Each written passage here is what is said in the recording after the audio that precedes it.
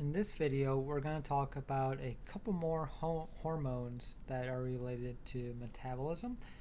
And we start with Ediponectin, which is 247 residue protein that can control AMPK.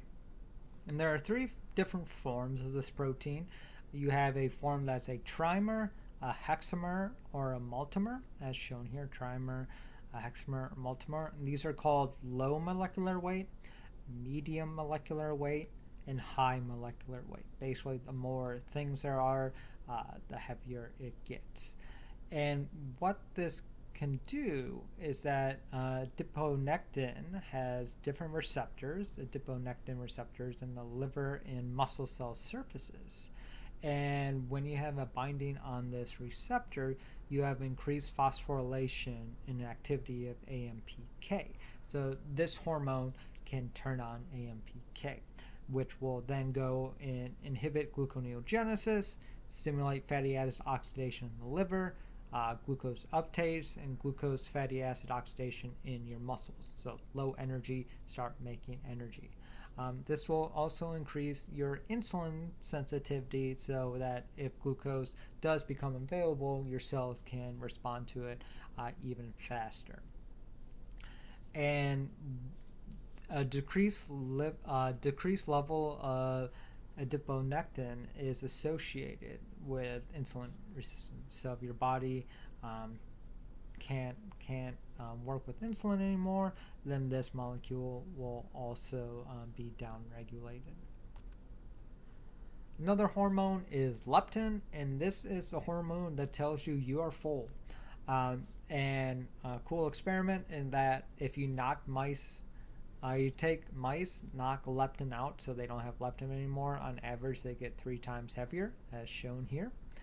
For humans, leptin will increase as your body fat increases because adipocytes, your fat cells, make leptin, which may seem odd that the bigger you get, the less full or the less hungry you should get, because you should have this hormone to say that you're full constantly. But we do see obesity in humans, and that's probably due to leptin resistance. You have so much adipocytes, so much leptin, your body just doesn't respond to it anymore. This could be that you lose leptin receptors in the brain, or a saturation of receptors. Since it's on and always on, your body kind of just ignores it. There are a small majority of obese people who do not have leptin, so they never get the signal that they're full and that they will overeat.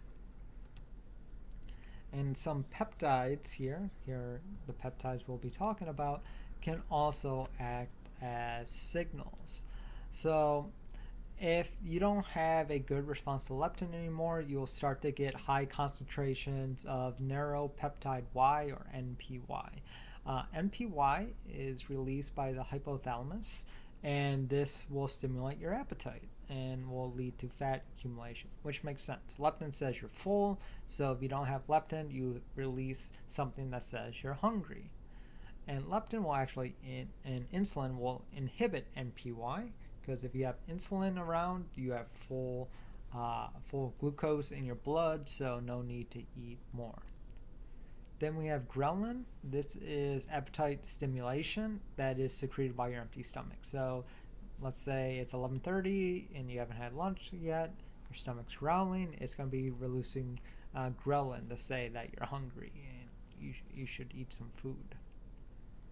Now, these boosted levels of NPY, ghrelin, they're likely part of short-term appetite control. That you're hungry, start releasing the molecules to tell your brain that you're hungry.